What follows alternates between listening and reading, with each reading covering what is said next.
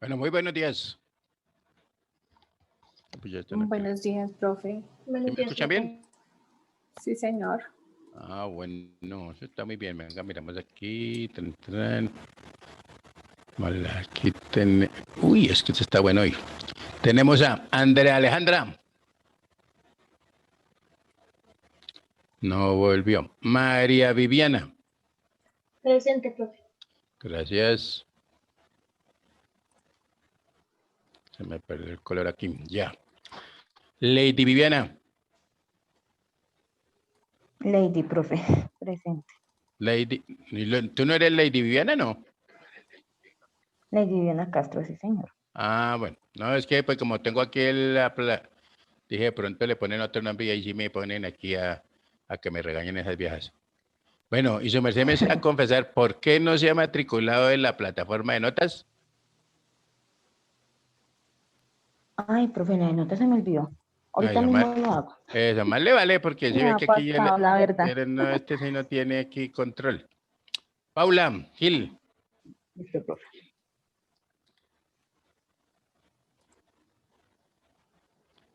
Valentina Pulido.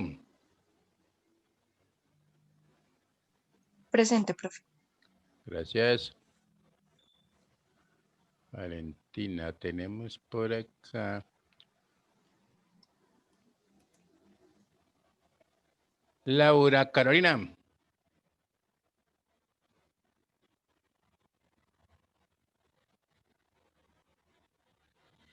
Ya se voló. Mary Teresa. Buenos días, profe. Buenos días, me la No, gracia de profe, no me escucharlas. volé, no me quería funcionar el micrófono. Ah, bueno. Jennifer.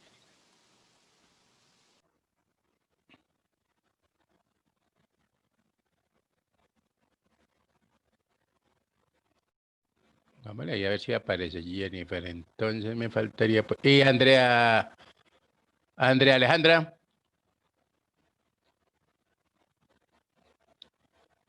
Tampoco, bueno, ahorita que les agarramos, no importa. ¿Cómo vamos? ¿Bien o no? Activemos Bien, esto. profe. Profe, yo creo que Jennifer no se conecta porque ayer se le murió un familiar. Ah, pues mamá. Ah, bueno, esperemos a ver entonces a ver qué pasa. ¿Listo? Y esta otra niña, bueno, entonces arranquemos. Ojo a lo siguiente. Nosotros estuvimos hablando ayer, ¿cierto? Hablábamos básicamente de lo que era el porqué de los tributos, ¿cierto? Y pues obviamente que habían varias teorías, ¿cierto? Acerca de por qué se deben pagar tributos, ¿correcto? Y dejamos un titulito que se llamaba, ¿qué título dejamos?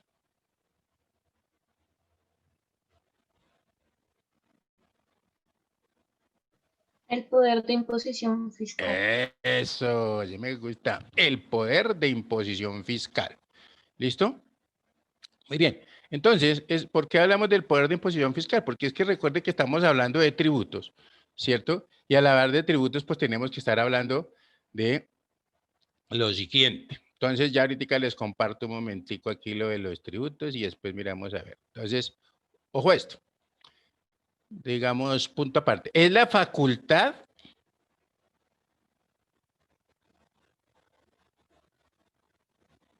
el poder de imposición fiscal es la facultad de crear tributos, modificarlos o suprimirlos.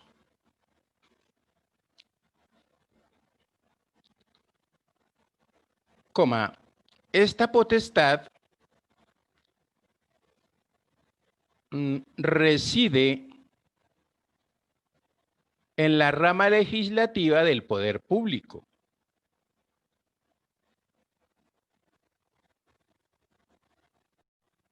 Y se manifiesta en la ley que crea el tributo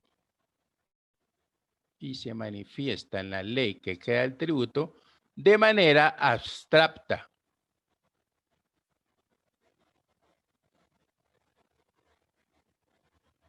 ¿Listo? Decimos punto seguido. Toda ley tiene dos puntos A.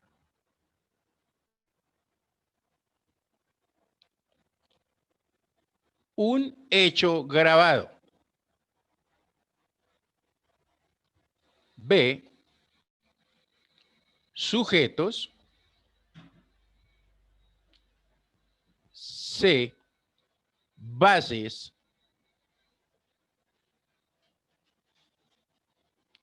D, tarifas.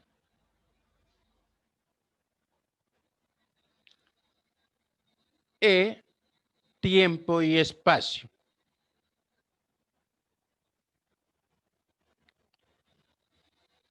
Punto aparte. Ya sabemos que es la rama legislativa del poder público. ¿Listo? Punto aparte. Las demás ramas del derecho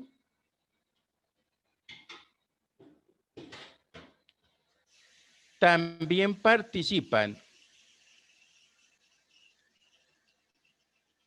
en el ejercicio del poder de imposición.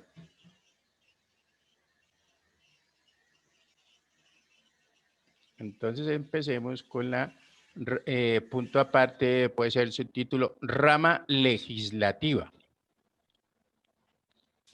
Y voy a compartirles aquí algo de mi doctor para que miremos la competitividad del sistema tributario. Entonces aquí tengo por acá.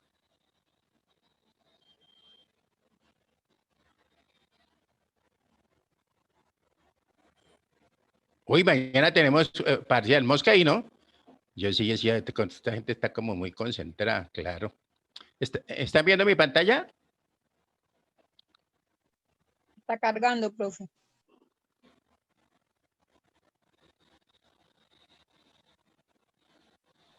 Ya. Ahora sí. Muy bien, espera un momentico. Miremos el Foro, el valor del conocimiento. ¿El sonido qué tal? ¿Escucharon? Bien. Ok. Estamos en el restaurante Café San Pedro, en las jornadas de Derecho Tributario, con una brisa espectacular aquí en Cartagena, doctor Wilmar. Y unas jornadas que iniciaron básicamente con un discurso bien preparado por la presidenta del ICDT, en el cual nos habló de las tensiones que existían entre el derecho tributario, los contribuyentes y la misma economía.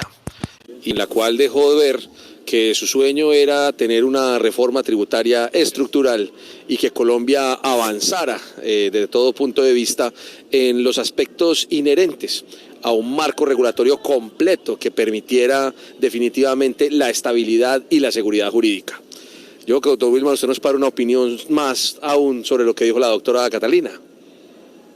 Claro que sí, doctor Mauricio, pues aquí desde Cartagena informándoles a nuestros suscriptores de Forum las palabras de la doctora Catalina Hoyos en su inauguración de lo que fue la sesión inaugural del evento. Digamos que en Forum ya habíamos hecho de alguna forma observaciones, incluso a raíz de los análisis de las reformas tributarias. No es extraño el anhelo que tenemos todos de una reforma tributaria estructural que efectivamente recurra a esos principios de equidad tributaria, de equidad fiscal que tanto anhelamos los colombianos.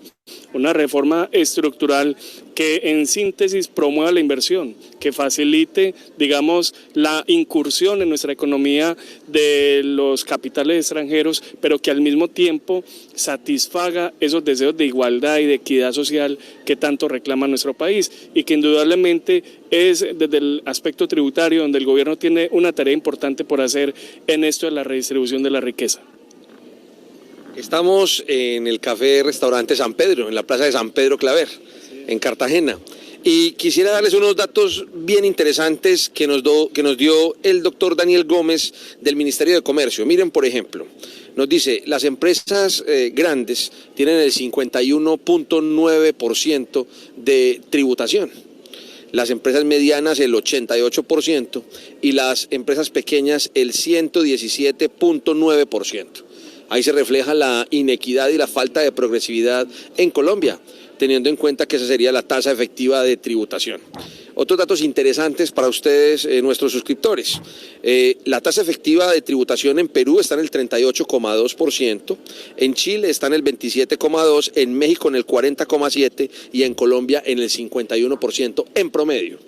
Estas tasas de tributación, la única medio parecida es la tasa de México, y de hecho es la que abordó una reforma tributaria hace muy poco en Colombia, en México. Esa reforma tributaria también amplió, digamos, las bases gravables y tuvo como situación importantísima un aumento en la tasa de contribución. ¿Qué más escuchó usted decir del Ministerio de Comercio, mi doctor Wilmar? Déjeme decirle, doctor Ochoa, recordando, digamos, a nuestros suscriptores el concepto de tasa efectiva de tributación como aquella relación entre el ingreso que genera una empresa o el que posee una persona natural y la totalidad del tributo que debe pagar al país. Entonces, digamos que no era extraño las cifras que traía el Ministerio de Comercio, hablando, por ejemplo, de una tasa efectiva de tributación del 51% para la empresa grande, que se antoja bastante alto, sí, muy por encima de los promedios que está manejando, por ejemplo, México, y que incluso no lo mencionaron acá en este foro, pero los que manejan países como Chile o Brasil, incluso Argentina.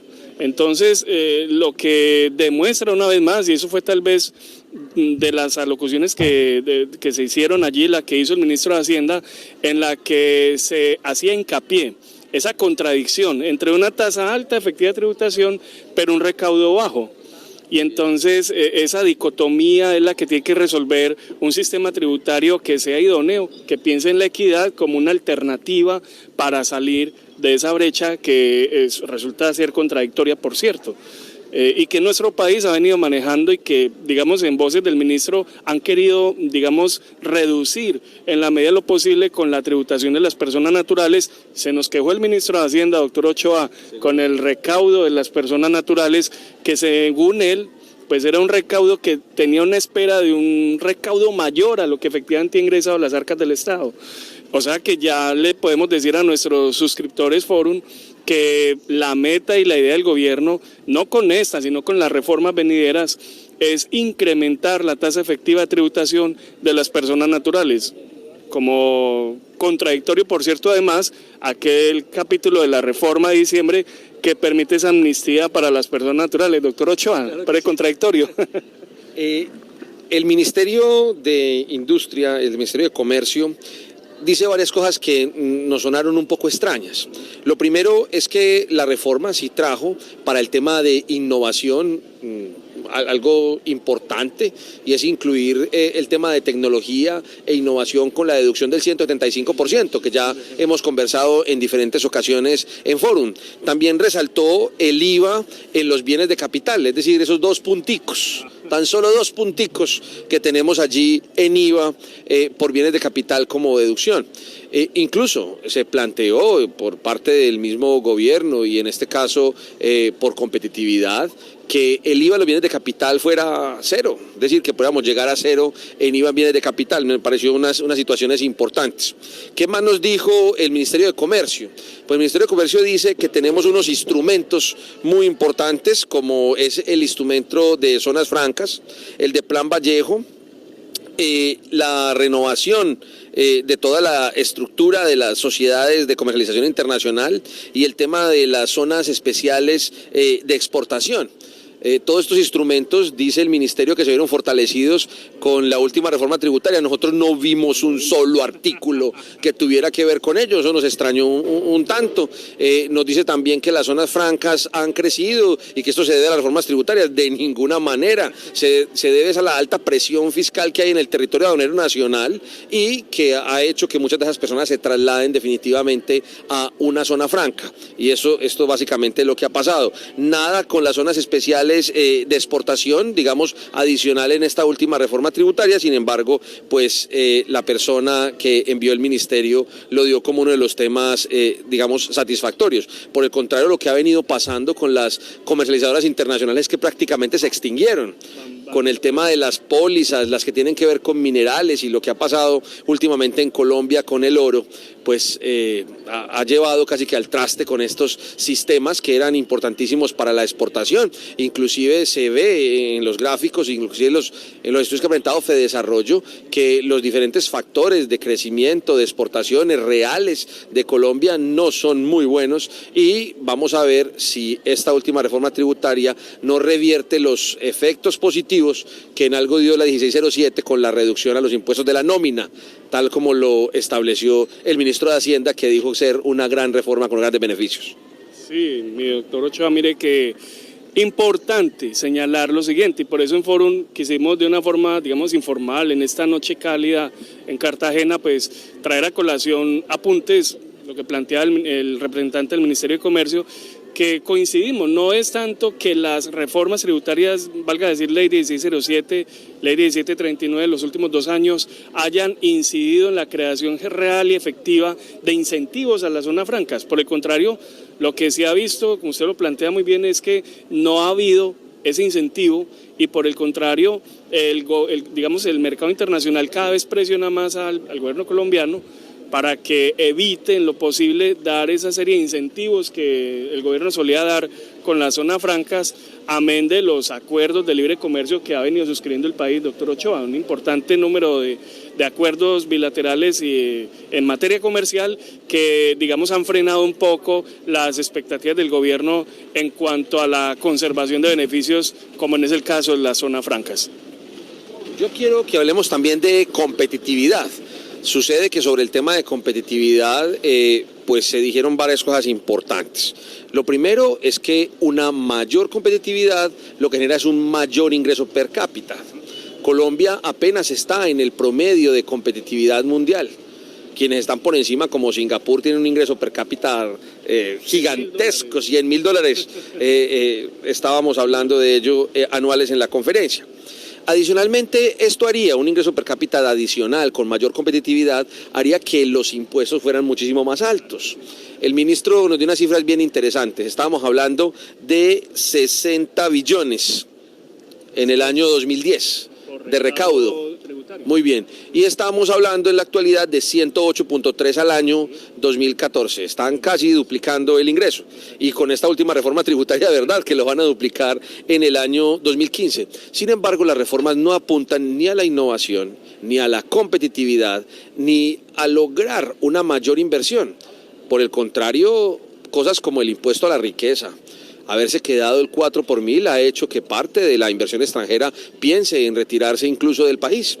Inversión extranjera que estaba elevada por los minerales que han sido aporreados por la diferente normatividad, como lo decíamos en oro. Ahora los precios del petróleo van a reducir muchísimo las inversiones en exploración y en explotación. Entonces creo que va a disminuir la inversión, la competitividad está baja, el crecimiento no va a aumentar mucho, inclusive dicen los estudios que es posible que el Producto Interno Bruto vaya a caer entre 1.3 y 1.4% producto de la reforma tributaria y la disminución progresiva de la inversión que vamos a tener en el año 2015. Claro que sí, es importante leer entre líneas las cifras que nos trae el gobierno nacional, porque si bien el ministro nos hablaba de ese crecimiento importante, de pasar de 60 billones en el año 2010 a 108 billones en el año 2014, digamos que de por sí es un incremento significativo, pero si revisamos ese incremento a la luz, digamos, de lo que ha significado esto en la lucha contra la equidad que no se ha visto, doctor.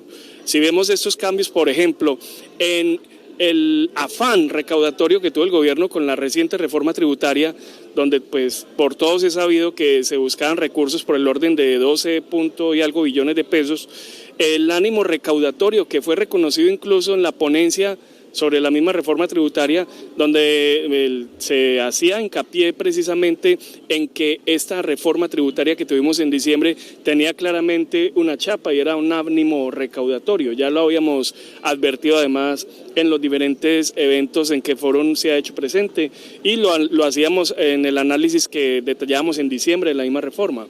Entonces no es nada nuevo bajo el sol en ese sentido. Vimos, por el contrario, posiciones antagónicas entre los representantes del Consejo Privado de Competitividad y el mismo Gobierno Nacional. porque por un lado, pues los miembros del Consejo Privado de Competitividad se quejan precisamente del ánimo recaudatorio de esta reforma tributaria y que poco le apunta a la innovación. Por otro lado, aporrea sinceramente los ánimos de expansión inversionista y las expectativas que tenían los empresarios, sobre todo los extranjeros, en una sostenibilidad, digamos, en cuanto a la seguridad jurídica que estaba ofreciendo el país. Indudablemente, doctor, consideramos que ahí debe haber una posición del gobierno, digamos, en un sentido de tratar de aunar esfuerzos y de tomar medidas un poco más democráticas en el sentido de considerar, por un lado, frenar los huecos de evasión, pero también facilitar la competitividad del país. Se dice, por ejemplo, Medellín, la ciudad más innovadora del mundo, pero decisiones como las que toma el legislativo con la reciente reforma tributaria indudablemente le dan un freno a la confianza inversionista y, digamos, le dan un freno también a ese repunte que había tenido la inversión extranjera en el país. Consideramos nosotros que es necesario, más que nada, pensar en la verdadera reforma estructural. De hecho, el ministro dio algunos apuntes sobre el tema. Doctor Ochoa. No se chive, doctor Wilmar, que ese es nuestro próximo programa, lo que dijo precisamente el ministro y para dónde va la reforma tributaria en Colombia, la próxima, y para dónde van los tributos en Colombia. Yo quisiera resumir unas grandes conclusiones que, digamos, obtenemos de Mincomercio y unas conclusiones que definitivamente fueron demasiado acertadas de la doctora Rosario Córdoba Garcés del Consejo Privado de Competitividad. Mire, doctor Wilmar, las conclusiones más o menos son las siguientes. Toca eliminar los bienes con IVA que se denominan excluidos, es decir, hay que sacarlos. Toca eliminar el impuesto al patrimonio, el impuesto a la riqueza, el impuesto a la pobreza, póngale cualquier nombre que se le parezca para que volvamos a entrar otra vez en la senda de la competitividad. Es necesario eliminar el 4 por mil, el gravamen de movimientos financieros no debe tener un país para que el país efectivamente sea competitivo. Toca quitar el IVA a los bienes de capital. No es posible que los bienes de capital sigan teniendo IVA en un país que pretende hacer una reconversión industrial y aumentar su competitividad. Hay que tener sanciones administrativas y sanciones económicas, dice el Consejo de Competitividad, para aquellos que generen elusión o para aquellos que generen evasión.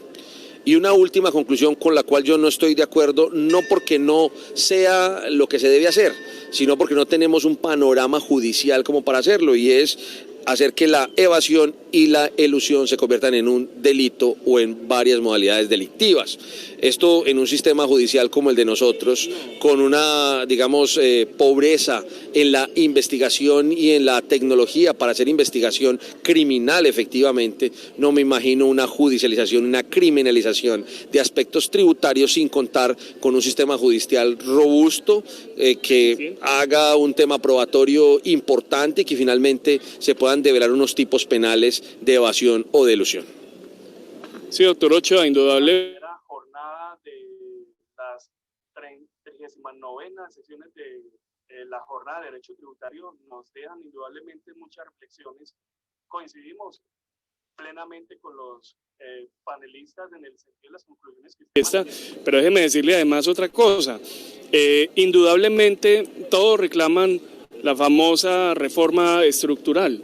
Es preciso, a la luz de las cifras que nos planteó el representante del Ministerio de Comercio y a la luz también de las cifras que nos presentó la doctora en representación del Consejo Privado de Competitividad, que el país de la pelea por lograr un escenario bastante óptimo, pero que procure elevar la competitividad del país, pero al mismo tiempo mejorar el sistema tributario colombiano. Es indudable, todos creo que está sobrediagnosticado el tema, doctor Ochoa. El sistema tributario colombiano está en crisis, necesita una reforma estructural, pero indudablemente viene el tema de la competitividad. Colombia, en ese afán de incursión del primer mundo, pues va en la vía de hacer una reforma que satisfaga realmente sus intereses. Y déjeme decirle además algo, todos sabemos el afán del gobierno Santos de incursionar en la OCDE. Ya sabemos que Colombia está haciendo la tarea y digamos que mañana lo vamos a ver cuando les traigamos a nuestros suscriptores el informe de nuestra sesión donde nos van a hablar del informe BEPS, digamos que Colombia está comprometida con las políticas de la OCDE. Entonces no es de extrañar que dado ese compromiso que ya ha adquirido el gobierno colombiano y que digamos está con los ojos de la comunidad internacional puestos en esos compromisos, es indudable que se nos avecina esa reforma, pero que esperamos con mucho anhelo, doctor, mucha expectativa, que efectivamente nuestro sistema tributario colombiano mejore y esté a la vanguardia del sistema tributario de los países del primer mundo, doctor Ochoa. Pues las conclusiones han sido muy buenas para este primer día. Queremos invitarlos a que sigan viendo nuestro especial de las 39ª Jornadas Colombianas de Derecho Tributario. Podrán ver además lo que dice el ministro. Vamos a tener un pequeño debate aquí mismo en San Pedro, en la Plaza de San Pedro, en el café y en el restaurante. Una hermosa ciudad, la ciudad de Cartagena. Los invitamos a que sigan viendo Forum y que busquen todos nuestros videos en la biblioteca aquí en www.forum.com.co. El valor del conocimiento. ¿Listo? Entonces ahí tenemos así como dice, como un resumen general, ¿cierto? De dónde nacen esos impuestos y qué es quiénes participan en ese y por qué va él. Estamos hablando, ¿cierto?, del poder de imposición fiscal. ¿Listo? Entonces decíamos que fundamentalmente se radica en la rama legislativa. Ya ahorita les comparto. Uy, aquí ya veo aquí a doña. Vemos aquí. Vemos a doña Andrea Alejandra. Presente, profe. Se me sabe por qué no se ha matriculado en la plataforma de notas. ¿En la de notas? Sí, hágase. Ah, bueno, ya me matriculé, profe. Listo, muchas gracias. Seguimos por acá. Ya está. Doña Paula, ¿ya llegó o no? Sí, profe, ahí estoy. Ah, bueno, vale. Ya se matriculó en la plataforma de notas. Me toca revisar eso, oiga, qué cosa tan irregular. Pero bueno, entonces sigamos. No se les olvide entonces matricularse ahí porque después van a tener inconvenientes, no conmigo, sino con todas las materias que ustedes se matriculan en la plataforma normal y automáticamente hay una vez recuerda, me falta el otro paso. Haga de cuenta que está haciendo una transferencia y que la primero la valida y luego la actualiza, ¿sí o no? La actualiza ¿dónde? Pues en la plataforma de notas, ¿vale?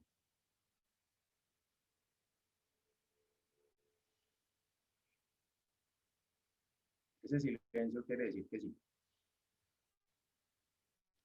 Bueno, muy bien. Entonces miremos, habíamos hablado de la rama legislativa, ¿cierto? Hicimos 2 puntos o punto aparte, como quieran. En esencia, el poder de imposición le corresponde al Congreso.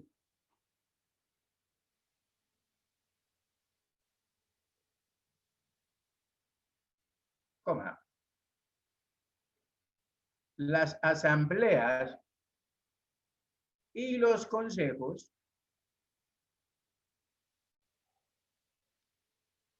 no pueden crear tributos en forma independiente.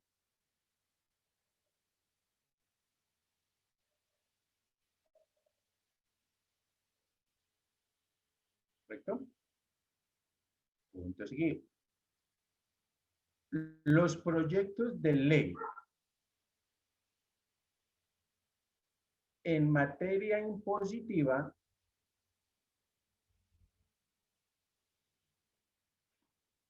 pueden tener origen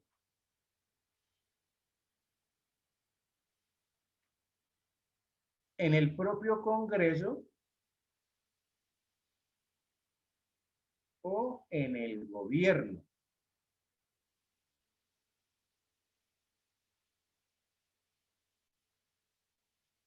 Y pueden presentarse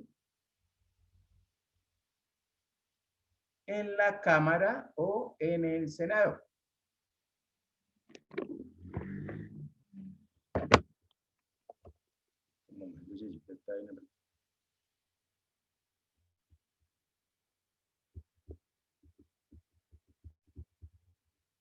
¿Listo?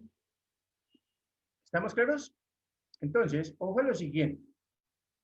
Decimos que básicamente es ya cierto que el Congreso es el que se encarga de qué? De crear los impuestos, ¿correcto? Pero el gobierno, ¿cierto? Estábamos escuchando lo de las reformas tributarias. Recuerde que generalmente pues, se presentan, ¿cierto? Unos proyectos de ley, unas reformas, ¿cierto? Las cuales son estudiadas por el Congreso, ¿cierto? Pero a su vez, en la Cámara o en el Senado también puede haber algún, digamos, alguno de los congresistas, ¿cierto? Que le tenga pendiente alguna o quiera pasar alguna propuesta para un tributo. ¿Estamos claros? Sí, señor. Sí. En otras palabras, podríamos, pues uno mira, por eso dice que las asambleas y los consejos no pueden crear tributos independientemente en forma, en realidad, ¿no? Porque lo que hacen es que ellos lo tienen, es como a través de una delegación. Bueno, más adelante les hablo de eso, pero a la final, ¿cierto? Usted se imagina donde, ¿saben quiénes son las asambleas, no? O quiénes rigen quiénes están integrando las asambleas.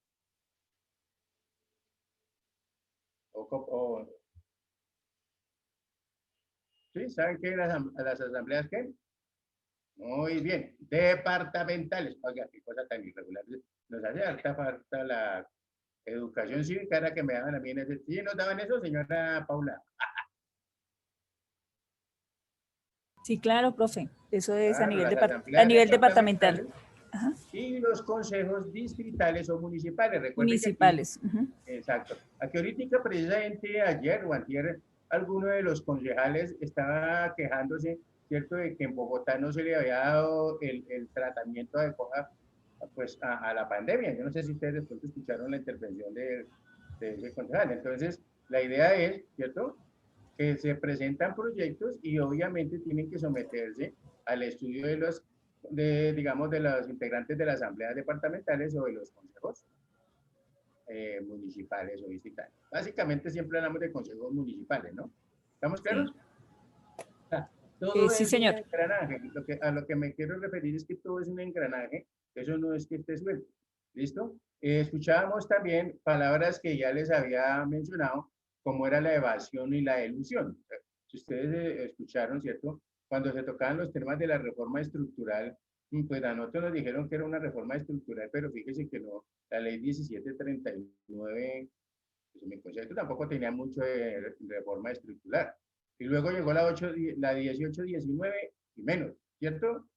Hablamos de la 1943, que ustedes saben que no duró mucho tiempo, sino solamente tuvo vigencia, por eso que casi uno no la nombra, que tuvo vigencia solamente por el mes de diciembre, y entró la 2010, ¿cierto? Que es la que, de 2020, que es la que nos está rigiendo ahorita, con la que estamos. Pero se dice también que muy seguramente puede llegar a haber otra reforma. ¿Estamos? Por todo lo que ha pasado. ¿Estamos? Sí, profe. Sí, señor. Muy bien. Entonces, hablamos de la rama legislativa. No se les va a olvidar eso. Básicamente, allá es donde se legisla, ¿no? Donde se hacen los tributos, donde se crean los tributos. Por eso es que ustedes de pronto han escuchado, no, ya estuvo en debate, ¿cierto? Ya pasó, la Cámara aprobó, ahora tiene que pasar al Senado, y etcétera, etcétera, para pues darle vía libre. Muy bien. Entonces, pongamos punto aparte, rama ejecutiva.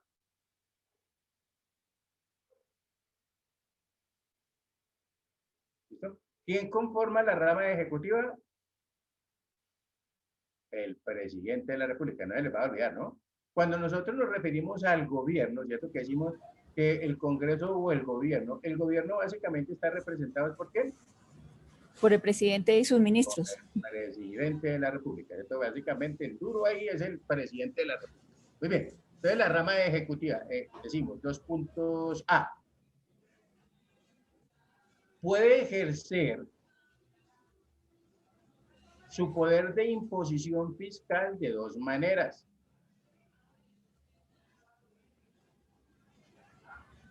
Entonces decimos A1, puede ser delegación.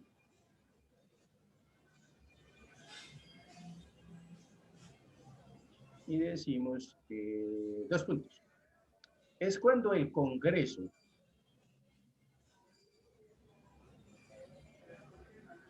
a través de una ley, en forma precisa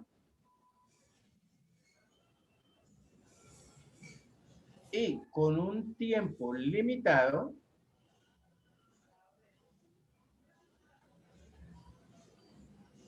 coma, faculta al gobierno para legislar.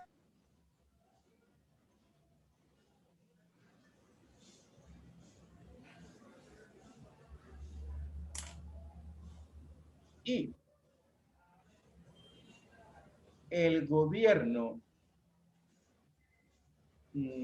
desarrolla estas facultades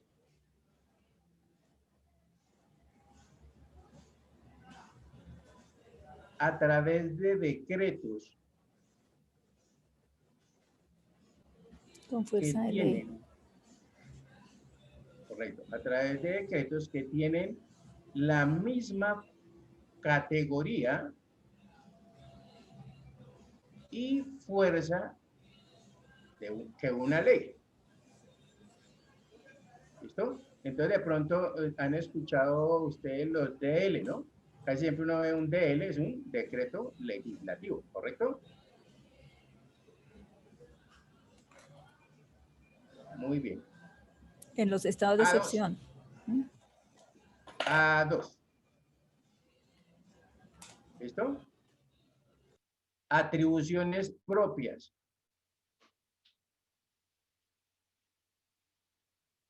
Entonces, en atribuciones propias dice 2 puntos.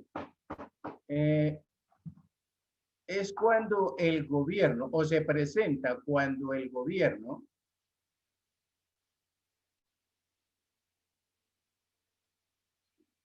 decreta el estado de emergencia económica.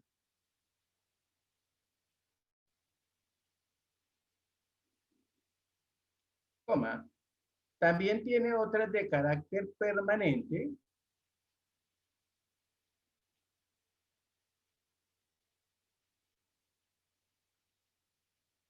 como el régimen de arancel de aduanas.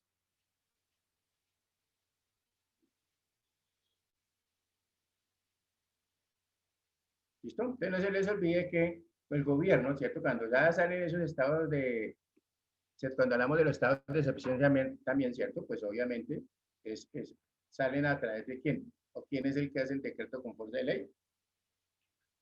El presidente de la República, ¿cierto? O el gobierno. ¿Estamos claros ahí? Sí, profe. Hay una palabrita de pronto ustedes coloquémosle como, ¿cómo le ponemos a eso? Póngale nota. Y coloquemos nota. Competencia tributaria, porque ¿qué es eso de la competencia tributaria? Y uno no sabe, ¿sí o no? Competencia tributaria. 2 puntos. Consiste en realizar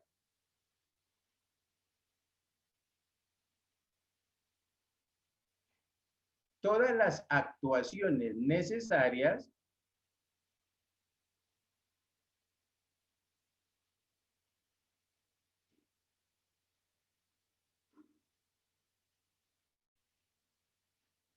para reglamentar las normas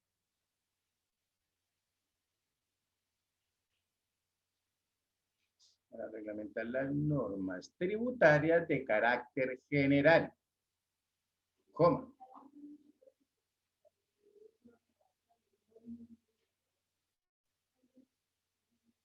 Determinar individualmente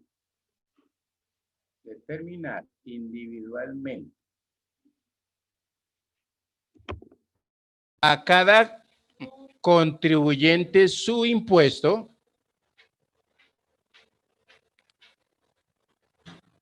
coma, recaudar, coma, administrar y resolver reclamos.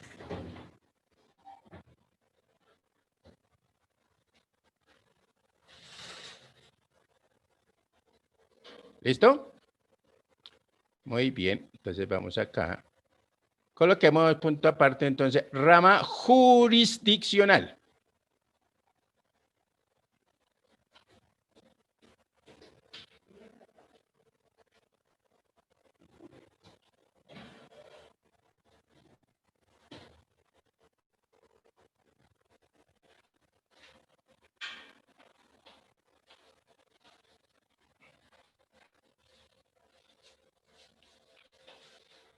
Entonces vamos aquí a ponerlos.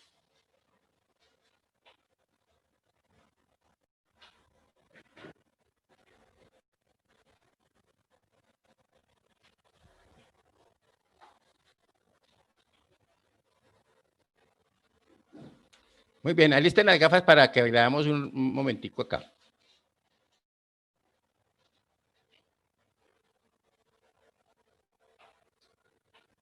¿Ya están viendo mi pantalla? Sí, señor. Sí, señor. ¿Qué dice por acá arribita? Principios constitucionales del derecho tributario en Colombia y México. Ok, entonces, básicamente si ustedes han analizado, ¿cierto? Lo que hemos escuchado, pues casi todos como que se fundamenta es, no podemos decir que es que los derechos o el derecho tributario es único, ¿cierto? Porque básicamente pues nosotros, y que los tributos son únicos porque nosotros si analizamos, ¿cierto? Casi siempre estamos copiando legislación de Perú o de México o de Argentina o de los Estados Unidos, etcétera, etcétera. Chile. Depende, ¿cierto? O de Chile, correcto. Entonces vamos a leer siquiera aquí esta partecita, ya, pero como para que miremos, ese después ustedes lo leen allá juiciositos, ¿cierto?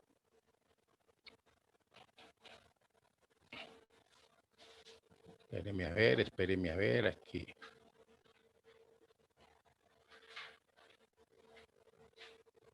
¿Listo? Bueno, ¿quién empieza? Cualquiera puede ser. Si quiere Ya me empiezo, quité. profe. Profe, Sí, no empecemos lo ahí. veo nítido. Espera un momentico, ¿Cómo? entonces dejo de No, compartir. yo y lo vuelvo tengo a compartir. impreso. Yo lo tengo impreso. Ah, bueno. Pero espérate, porque si los demás no lo tienen, ya vuelvo y lo comparto, no se me preocupe. Yo lo voy moviendo así, es por lo que como tengo que mover acá, entonces mientras le llega la imagen, pues entonces es más distorsionada, ¿no? Ya, ahora sí mejoró. Sí, señor. Sí, señor. Sí. Ok, entonces, dale. Bueno, dice principios constitucionales del derecho tributario en Colombia y en México. Dice Juan Carlos Upegui Mejía. Y estando en estas políticas, vinieron los indios del mismo pueblo muy deprisa a decir a todos los caciques que allí estaban hablando con Cortés cómo venían 5 mexicanos que eran los recaudadores de Montezuma, y desde que lo oyeron se les despertó el color y temblaban de miedo. Y dejan solo a Cortés y lo salen a recibir, y de presto les emanan una sala y les guisan de comer y les hacen mucho cacao, que es la mejor cosa que entre ellos beben.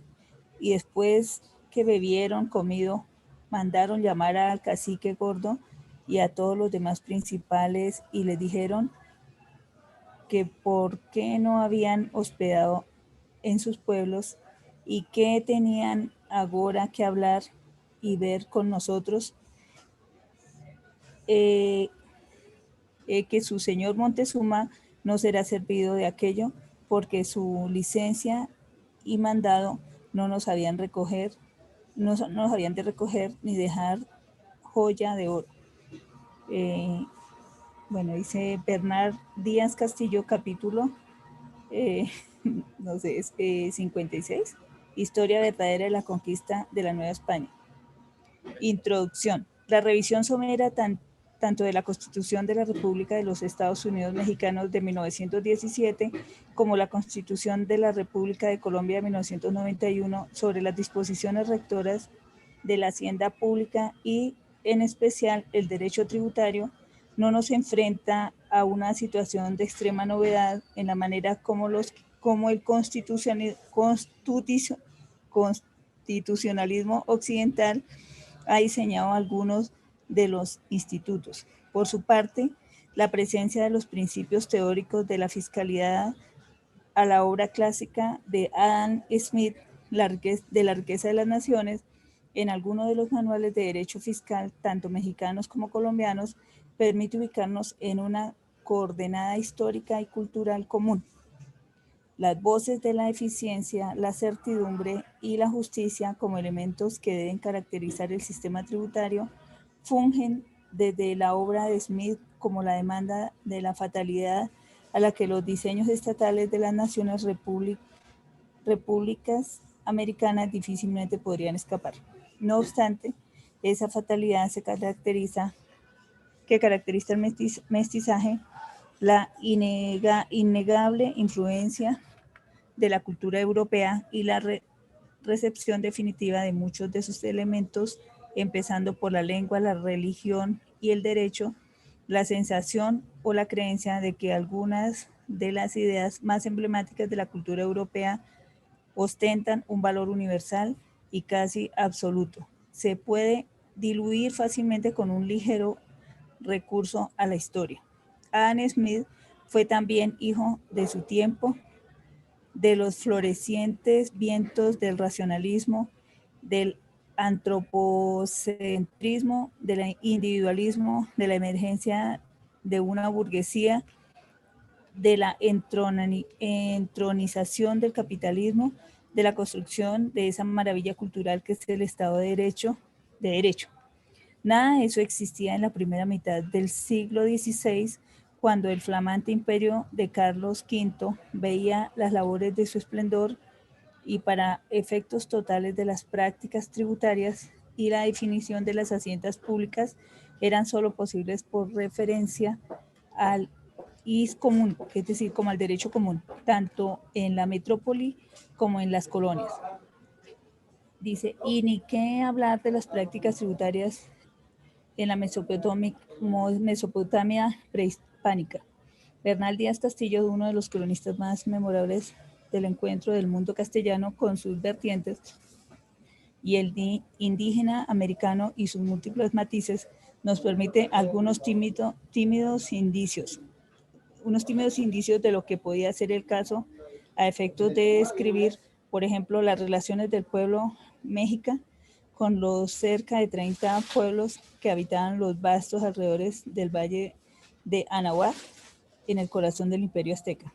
Revisamos el paso por tres momentos históricos y culturales diferentes: la Mesopotamia prehispánica del siglo XVI, el imperio Carlos V y a mediados del siglo XVI, y la irrupción del pensamiento económico liberal en el siglo XIX, tanto en Europa como en América.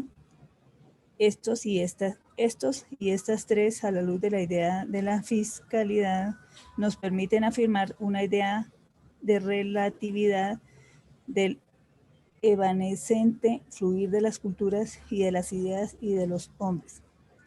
Nos afecten también la idea de que este fluir de las culturas y las ideas y los hombres, México y Colombia, se encuentran como estados y formas artificiales y como pueblos y formas vivas inmersos en la cultura que difícilmente se pueden preparar de influjos europeos, de esto que insiste en llamar cultura occidental.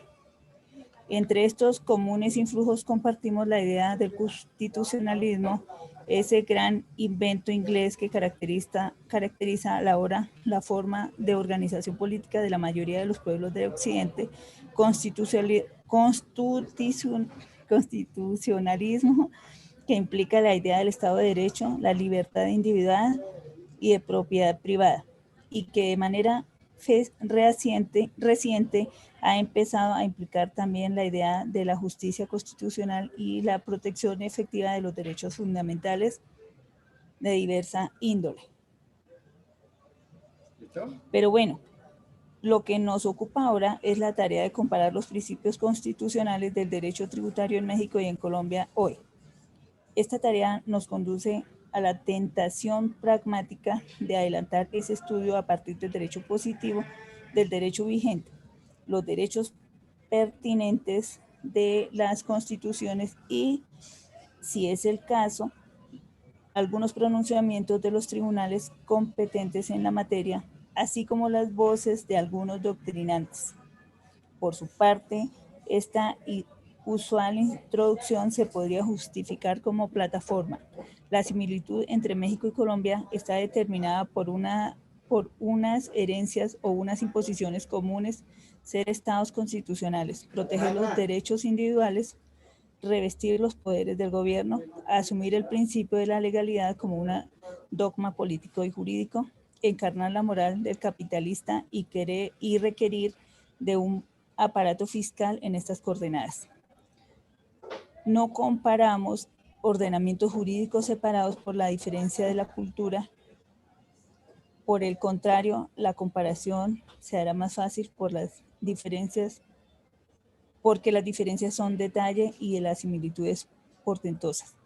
En el presente trabajo indicaremos los textos normativos en los cuales se consagran los llamados principios del derecho tributario. Revisaremos la interpretación que los mismos se ha presentado y señalaremos las particularidades de cada sistema tributario en su conjunto. Mientras esta labor se adelanta, expondremos los puntos de encuentro entre los ordenamientos y haremos notorias las diferencias más importantes. Ok, miremos entonces, ¿a quién le ayuda? Señor. ¿Quién le ayuda entonces con los problemas? Solamente miramos los problemas y ya ustedes se encargan del resto. ¿Dónde está? ¿Qué se me hizo? Puede ser Viviana, no importa.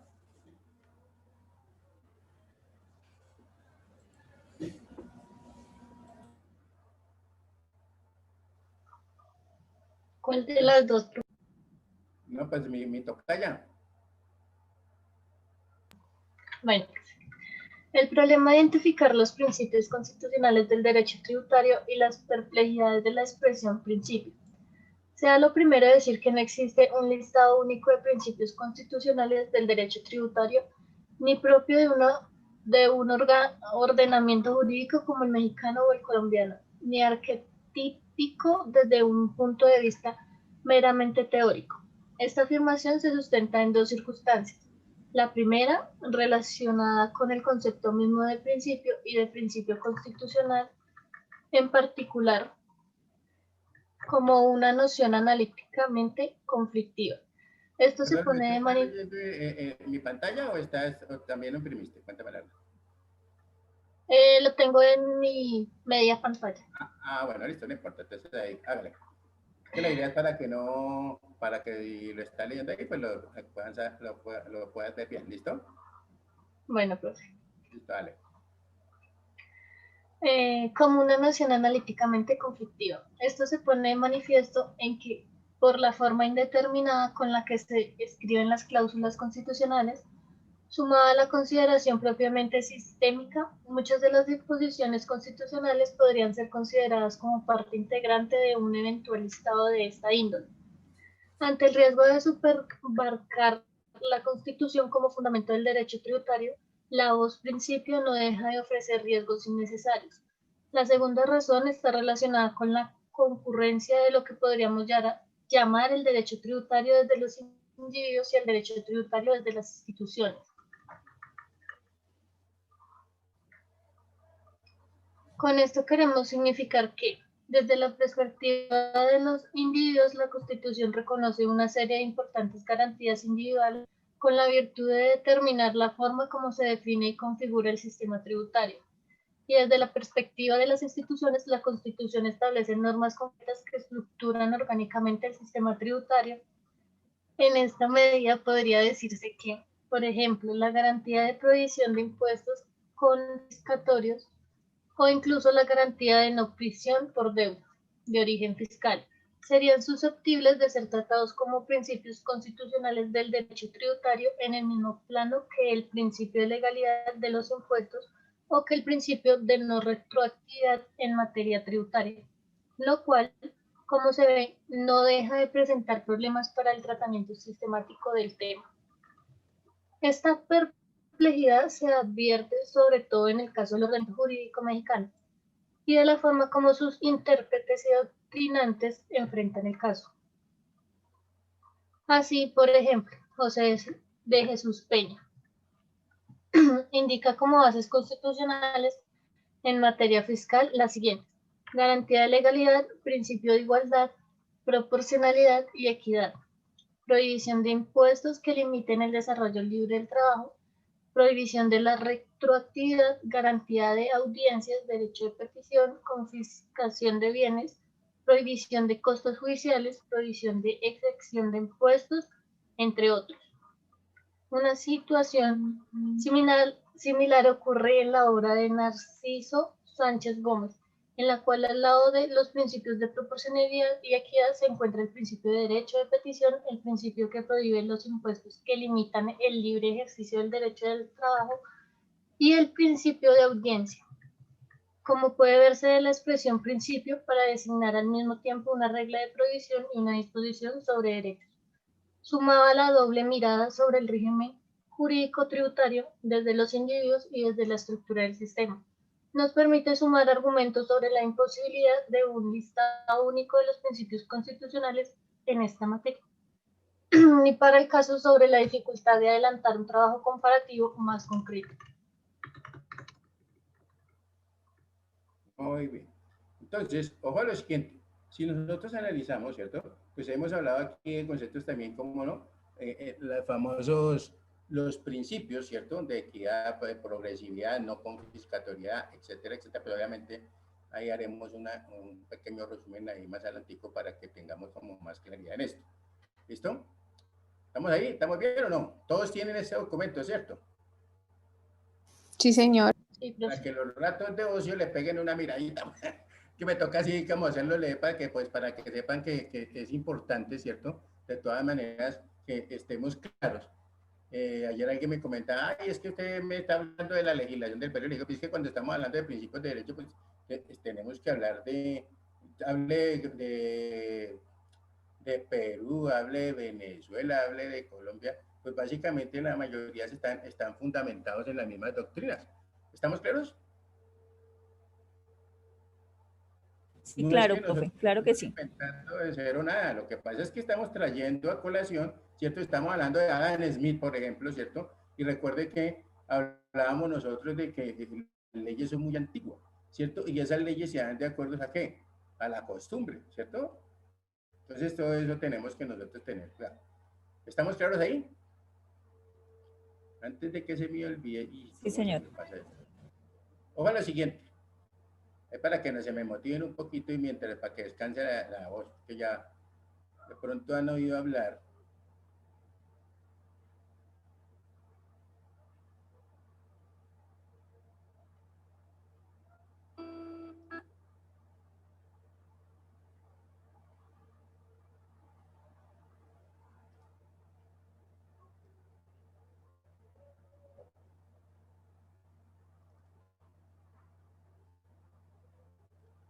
Tenía la...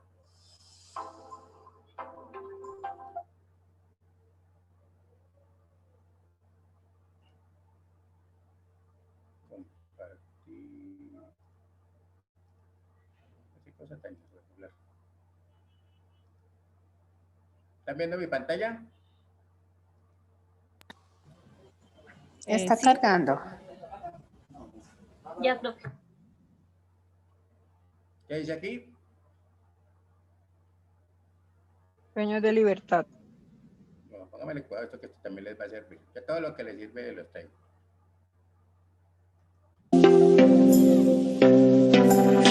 Sueño de libertad es el tema de hoy. Todo esto nace, en realidad... ¿Escucharon bien? ¿O está escuchando bien? Sí, señor. Sí, está bien. Con una encuesta. Lo que escuchó hasta ahora fue solo la introducción de mitos y verdades. Espero el tiempo me alcance para lograr transmitirle este tema de toma de decisiones llamado sueño de libertad. Esto comenzó con una encuesta. Es un tema muy para jóvenes.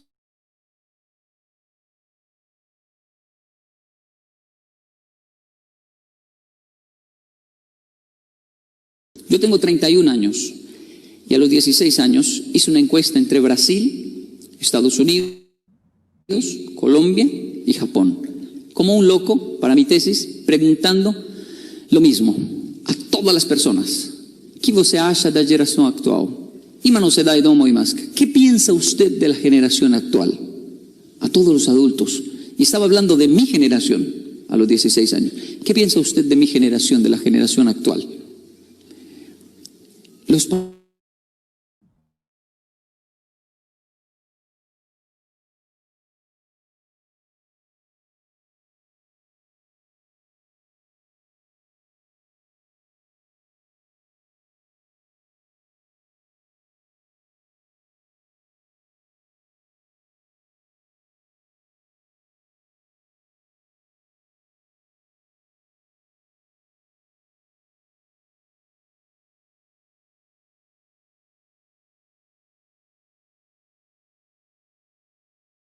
Una mamá me confesó, ¿cómo no van a ser terribles, muchachos? Ustedes. Si mi hija de 15 años, yo la llamé y le dije, mi amor, tengo que contarte. ¿Qué pasó, mamá? Tengo que decirle, mamá, me asusta, ¿qué pasó? No, es que usted tiene que enterarse que hay algo de plástico que es elástico y es un condón, mamá. Ah, sí. ¿Y usted por qué sabe? Uf. ¿Cómo así que uf? Mamá, en el colegio. ¿En el colegio? Un video que nos mostraron. Un video. Y la mamá se fue a un rincón. Y la niña le dijo, mamá, le cogió la tarde, ¿no? Y se le arrugó el corazón a la mamá y dijo, Dios mío, qué generación tan terrible. Porque por alguna razón decían, hablábamos más rápido de lo normal. El niño caminaba hasta más rápido y nació con algo de hiperactividad. Se fomentó eso en esa época. Es una generación diferente y muy terrible porque sabe mucho, decían los papás. Estoy hablando de mi época.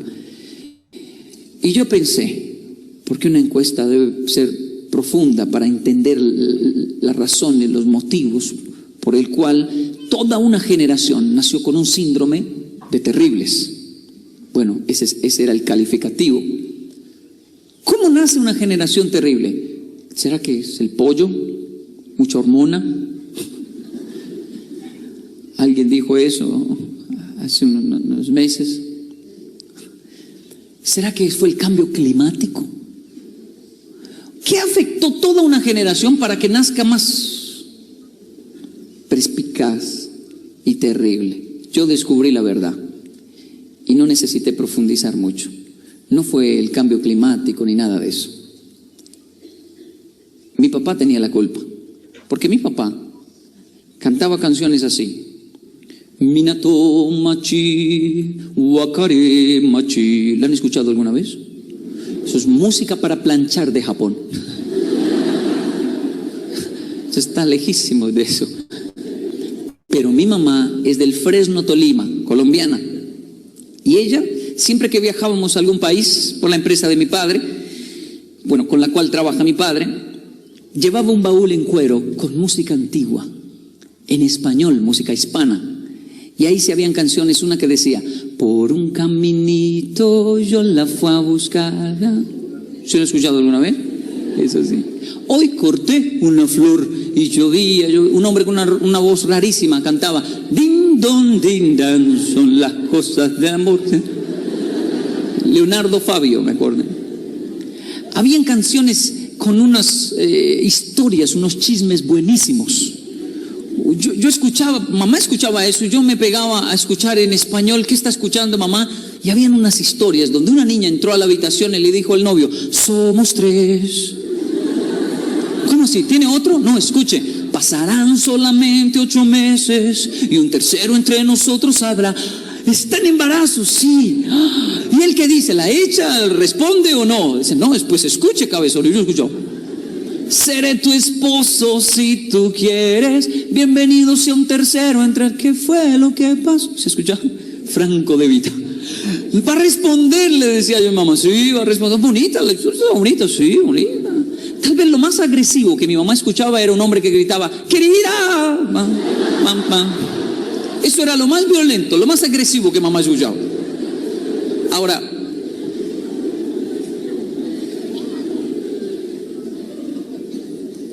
era interesante, era bonita esa música. Pero yo encontré un cassette con música en español que dije, wow, esta sí me gusta. Porque era más actual que esa música. Era ya un poco más para mi generación. Una canción que decía así, Sexo, sexo, sexo, sexo, sexo, sexo, sexo. Ya no hay que enloquecer, es cotidiano, ya lo ves. Ahora la virginidad es una cosa medieval. Sexo, sexo. Piense conmigo, mientras mamá cantaba por un caminito, yo ya estaba sexo, sexo. Esta sí me gusta. No sé, no era solo la letra, era la distorsión electrónica, la guitarra, todo era mucho más actual. Sí, voy a hacer un daño aquí, ok. Ahora, sí. ¿Se ha escuchado esa canción? Yo descubrí que de hecho hasta la televisión, las novelas que mamá vio, yo solo sé los títulos, los investigué. Saint-Tropez, Caballo Viejo, bueno, y un montón de novelas. Yo ya crecí en una época donde a los 6 años en Colombia se presentó una novela que marcó una tendencia en la televisión colombiana, Los pecados de Inés de Hinojosa. Y de ahí en adelante, aunque no lo pude ver, porque era tarde de la noche, en realidad de ahí en adelante, comenzaron a mostrar mucho más de lo que había sido permitido hasta esa época. Se abrió una tendencia y se abrieron muchas cosas para que se mostrara más. La música, la televisión, de hecho, casi todo. Se estima que antes de yo tener 15 años, la estadística es esta, más de 5,000 veces yo vi el acto sexual o la simulación de él, porque nací en la época parabólica. Entonces vi un hombre y una mujer por televisión irse a la cama y hacer algo más de 5,000 veces antes de tener 15 años. Ahora, eso yo tengo 31 a los 15 y esa encuesta fue a los 16. En esta época, ¿qué están escuchando los muchachos hoy? Si mamá hablaba de amor por un camino, yo ya estaba sexo. ¿Qué están escuchando los muchachos hoy? ¿Lo digo o no lo digo? Muévelo, negra, mueve. Dale, moreno, dale, mueve. Mamá hablaba de amor, yo ya hablaba de sexo. Hoy los muchachos están teniendo el sexo en la canción. Los sonidos de mamá musicales eran los sonidos del silencio. No, no, no, no, no, no, no, en varias versiones. Los míos ya eran distorsión electrónica, por eso nos gusta el rock a mi generación. Pero los sonidos de ahora es una mezcla de todo, y cuando digo todo es todo. No, no, no, no, no. Pss, pss, pss. ¿Y qué muchacho en esta época, por inocente que sea, escucha algo así y dice, ay, alguien se machucó un dedo? Yo llegué a Colombia hace 8 años. 8 años. Voy a cumplir 9 ya, ahora en octubre. 9 años en Colombia voy a cumplir. Yo llegué con mi hijo tenía 8 meses, pero él fue creciendo, lo metimos a estudiar, se graduó de transición a primero y lo disfrazamos que porque iba a hacer algo, al final no hizo nada, pero fuimos a un salón y pararon una niña al frente de unos 5 años, no tenía más. Y allí al frente, con una faldita pequeña, con unas texanas, unas botas, una camisa a cuadros y un sombrerito, hermosa. Mi esposa y yo, nos gustan las niñas. Tenemos 2 niños. Y cuando vimos esa niña, dijimos, ay, tan hermosa, linda. Le dieron un inalámbrico a la niña. ¿Va a hablar? ¿Ir a cantar? ¿Qué irá a hacer ese pite tan chiquita? Soltaron la pista, cantó. Tan lindo que todos nos pusimos de pie y aplaudimos. Se merecía una ovación, lo hizo hermoso, perfecto, era linda. Sin embargo, después que aplaudí, le dije a mi esposa, o yo soy anticuado, o por lo que viví fuera del país tantos años, o qué es lo que pasa, pero yo no entiendo la letra de la canción, me parece horrible y grotesco. ¿Será que nadie se da cuenta o soy yo solamente? Mi esposa escuchó y dijo, no, sí, la letra está terrible. Porque la niña cantó una canción que no sé si nadie lo notaba, pero la canción decía, ¿quién es ese hombre que me mira y me desnuda? Una fiera inquieta que me da 1000 vueltas. Dios mío, o el papá le está cambiando el pañal o es pedófilo, eso es una locura, es un sádico. ¿Quién es el hombre que mira a una niña y la desnuda de 5 años? Es una fiera inquieta, le va a dar 1000 vueltas, auxílienla, la va a matar. Pero nadie se daba cuenta de eso. es linda, es hermosa, está bien, es linda, es hermosa, pero la niña crece, debe tener sus 13 años tal vez, ¿sí? Y tal vez ya quiere tener novio y no le importa si es una fiera. Y las tías y las familias, la mamá dice, oiga, ¿por qué nació tan alborotada la niña? No nació alborotada, lo que pasa es que desde pequeñita está escuchando y cantando cosas que en realidad nos parecen normales, pero sin darnos cuenta, de alguna manera afectan la mentalidad de nuestra juventud. Yo no necesito ser de una corriente política o religiosa para tratar unos temas simples de ética y valores que me parecen muy lógicos. Me parece a mí que no somos una generación... Yo no estoy hablando en contra de la música porque eso sería muy tonto. Yo no estoy hablando en contra de modas o tendencias, eso sería muy tonto. Estoy simplemente queriendo entender la generación actual. Porque la sociedad dio unas soluciones. Solución número 1, de la época de los 70 y 80. Déjenlos que prueben. Libertad, amor y paz. Love and peace. ¿Usted qué va a saber si le gusta la droga? Si no la prueba. ¿Usted qué va a saber si le gusta el mismo sexo? Si no lo prueba. Si no le gusta, diga, entonces no. Pero primero pruebe, porque uno no sabe si no prueba. Buena solución. Resultado, el índice de farmacodependencia se disparó. De niñas en embarazo antes de tiempo se disparó. El índice de enfermedades de transmisión sexual se disparó. Entonces la sociedad dijo, caramba, esa solución no sirvió. Solución número 2, preservativos para todo el mundo. Llovieron condones en nuestras instituciones educativas. ¿Solucionó? No, los índices siguieron creciendo, aumentando. Solución número 3, señálenlos y digan, son una generación terrible. No son terribles. Nacimos en una época terrible, que es otra historia. Nacimos escuchando más, viendo más. Si la estadística dice que a los 15 años yo vi 5,000 veces el acto sexual, imagínese si su papá y su mamá supieran lo que usted ya ha visto en internet, les da un yello. Hay unos que hacen sí. De hecho, los papás que saben de lo que estoy hablando y que están aquí, saben que internet es una herramienta fabulosa, fantástica, pero que es un peligro dejarla en el cuarto a solas con su hijo. Y algunos que saben de eso se llevan el módem y el hijo dice, ay, se me llevó el alma. Y de hecho, si usted es un papito, una mamita, debe entender esto. Papá, mamá, abra y haga una cuenta en el Face. ¿Eso qué es? No importa, entre al Face. Solo hay que tomarse una foto y aparecer allá. Y tal vez el niño diga, papá, ¿qué hace en el Face? Si eso es gratis, mijo. Papá, quite esa frase. Soy el papá de ese cabezón que anda por ahí. Papá, tiene mis amigos agregados. Ellos me agregaron. Libertad de expresión, hijo mío.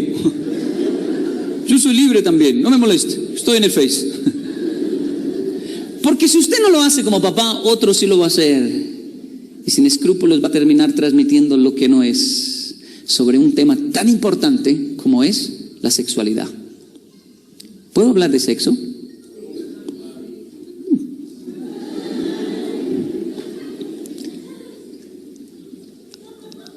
Yo creo que el sexo tiene que ser divino. Tuvo que haberlo hecho Dios, algo tan fantástico, tan hermoso.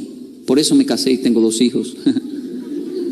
Ahora, el hecho de que sea fantástico, hermoso y maravilloso y divino no significa que se debe vender como cualquier producto barato por ahí en las esquinas y hasta aparecer ahora en los semáforos, porque eso es lo que ha hecho que el hombre no logre disfrutar de un don tan valioso como es el sexo. ¿Qué es lo que distorsiona realmente ese tema? Los medios de comunicación no transmiten lo que es. Yo soy casado ya hace 10 años y descubrí que era mentira lo que pasaba en la parabólica y en la televisión. La mujer no es un caballo que se le dan golpes en la cola, porque la mujer tiene una anatomía muy distinta al del hombre y de hecho somos diferentes. Una mujer no se activa por lo que ve, sino por lo que escucha y por lo que siente, por el trato. esa mentira de Hollywood con un hombre con su pecho peludo que decía, ¿qué te pareció, baby? Y ella decía, ay, estuviste como un toro. Eso es falso. La verdad no es esa.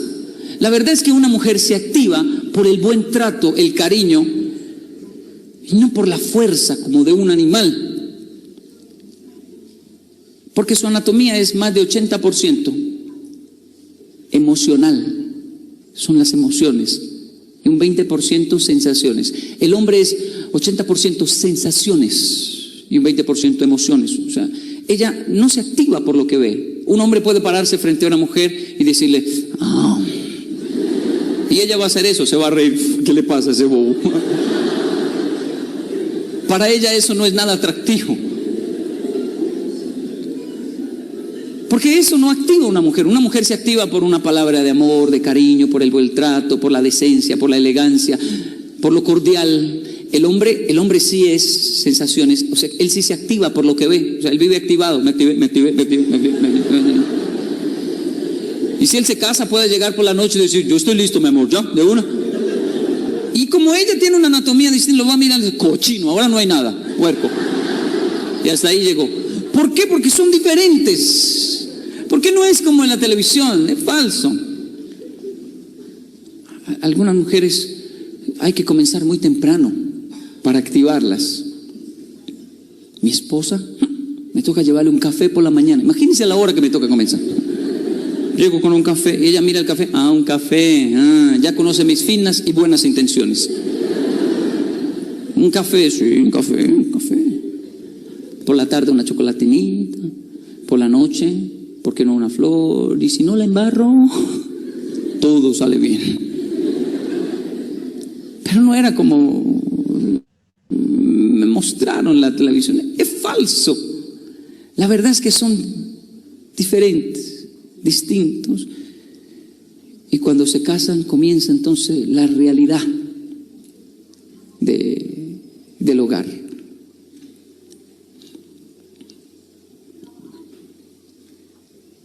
Existen dos tipos de amor.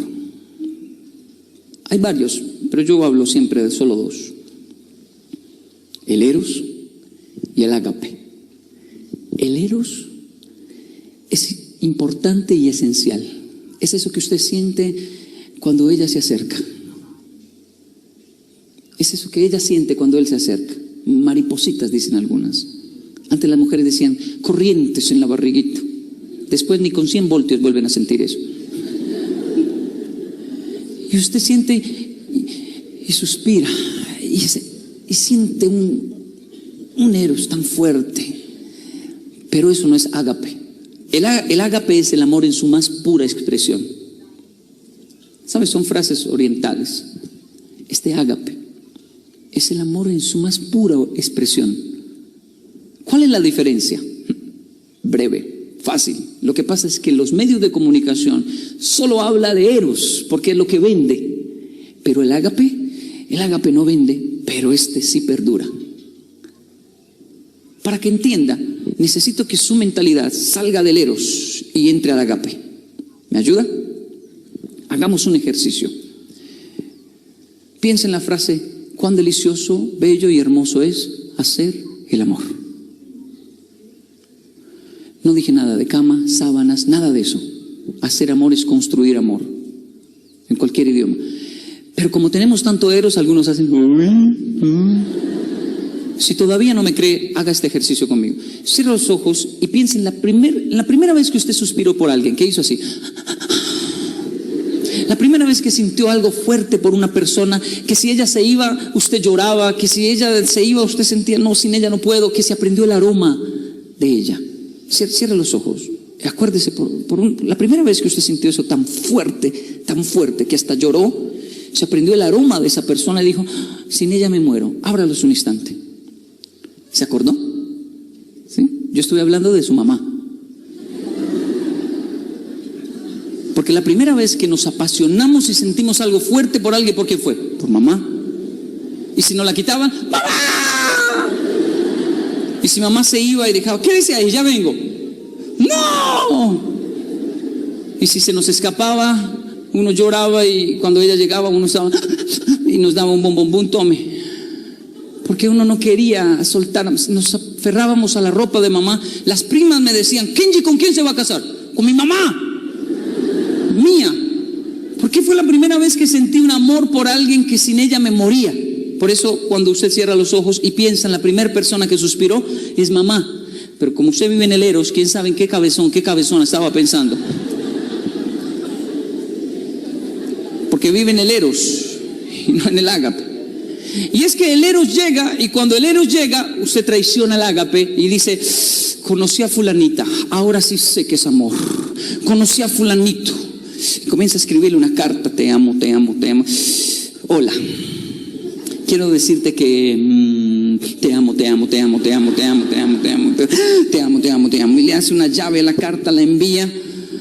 Y siente algo y pelea con la familia, con los papás, con todo el mundo. Es que ustedes no me entienden, y lanza la puerta. Pero fulanito, yo te amo, fulanita, yo te amo. Y promete amor eterno. Cuando esa fulanito lo traiciona, lo deja, llorando a los brazos de ¿quién va?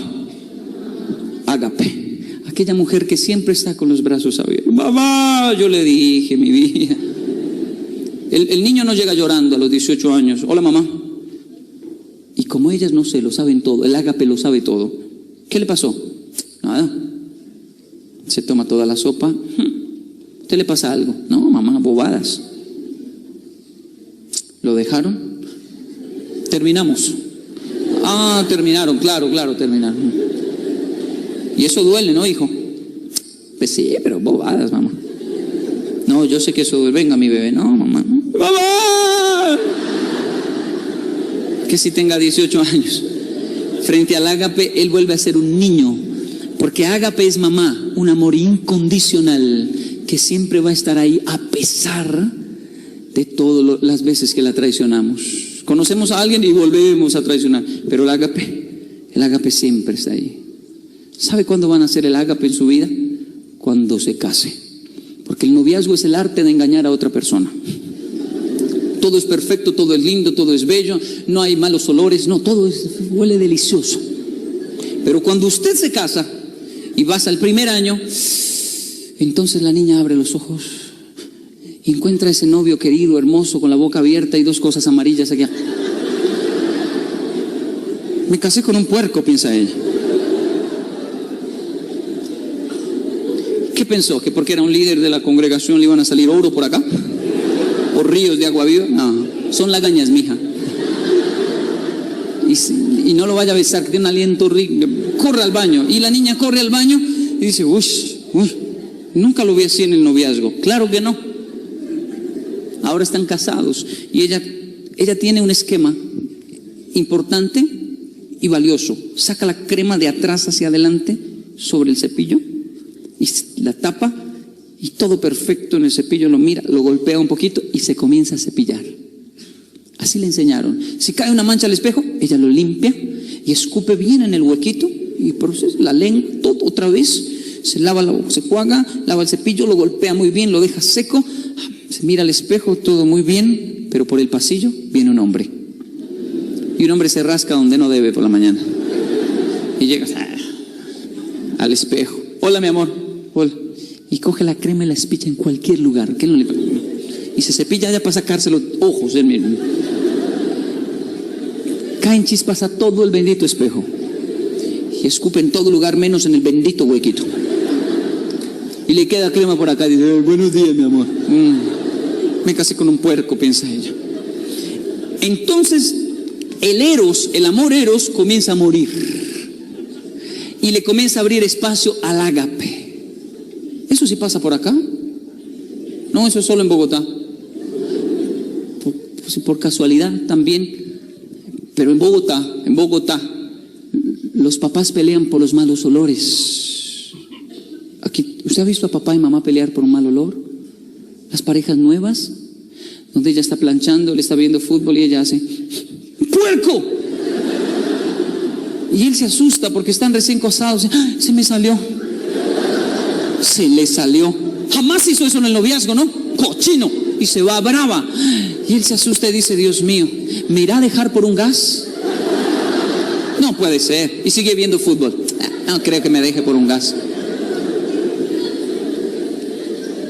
al año, más o menos al año, viene la venganza femenina. Ya que no se divorcian por un gas, los dos están en el cuarto, él está viendo televisión y él hace, yo no fui. Y ella está planchando. La mujer nunca pierde su dignidad. Pues si usted puede, ¿por qué yo no? Ahora vuélalo, tome, ¿no? Y se va bravo otra vez. Y el hombre dice, somos humanos, ¿no? Lo sabía, tenía que caer algún día. Y cuando una pareja, a pesar de esto tan grotesco que le estoy contando, deciden estar juntos, entonces nace el ágape que todo lo cree, todo lo soporta. El ágape que es sufrido, el ágape que en realidad es un amor incondicional. Ahora bien, debo entrar en conclusión. El tiempo se me fue, hablando solo de sexo. Yo entiendo a un joven en una sociedad tan difícil. No logro juzgar la juventud, solo logro decir, Dios mío, ¿cómo hacen para haber visto tanto desde niños y a pesar de eso mantenerse? Yo los comprendo, porque es muy fácil para un anciano, un viejo, un hombre casado como yo tal vez, decirle al muchacho, no sea cochino, no caiga en la tentación, puerco. Y el muchacho va a decir, sí, pero usted tiene 180 años, ¿qué tentación va a tener ya? Pero viva en mi cuerpo, está en mi universidad, loco. Vean lo que yo veo todos los días. Y dígame si usted es capaz de aguantar esta sociedad tan difícil que nos tocó. Sea bombardeado como yo soy bombardeado todos los días por televisión, internet, por tantas cosas. Y a pesar, antes me portó bien. Porque yo sé lo que es estar frente a una, llamémosle, tentación y no aguantar las ganas y lanzarse. Yo sé. Y estoy aquí y concluyo confesándolo. No le cuente a nadie que de aquí entre nos fue en el 2002. Brasil-Alemania. El Mundial de Fútbol se hizo en Japón, Corea. Y la final fue a 15 minutos de mi casa, Yokohama, en el estadio de la Nissan. Yo no iba a ir, pero Clayton, desde esa época, de mucho antes, estaba con nosotros. Mi mejor amigo, es un brasilero, velo ahí. Este loco llegó con 2 pasajes y me dijo, vamos al Mundial, es la final, es mi país, Brasil, Alemania. ¿Y que van a ganar? Claro. Vamos a ser pentacampeones. Yo, sí, todo lo más grande del mundo lo tienen ustedes. Pero, ¿cuánto le costó la boleta? 2 millones cada uno. ¿2 millones? 100.000 yenes cada uno. Sí. Loco, me pinté la bandera de Brasil. Me puse la capa de Brasil y dije, no, de una. Soy brasilero, viejo. De hecho, mis prácticas fueron en Brasil. Casi que mi segundo idioma es el portugués, en realidad, después del español. Yo no sé qué soy, porque mucho tiempo estuve en Brasil. Y yo dije, no, Brasil va a jugar y vamos a ganar, vamos lá, pentacampeón. Y nos fuimos. Yo nunca había estado en un estadio, y menos en una final de un mundial. En esa época ni entendía la importancia de estar en una final de un mundial, solo porque este loco llegó con 2 boletas.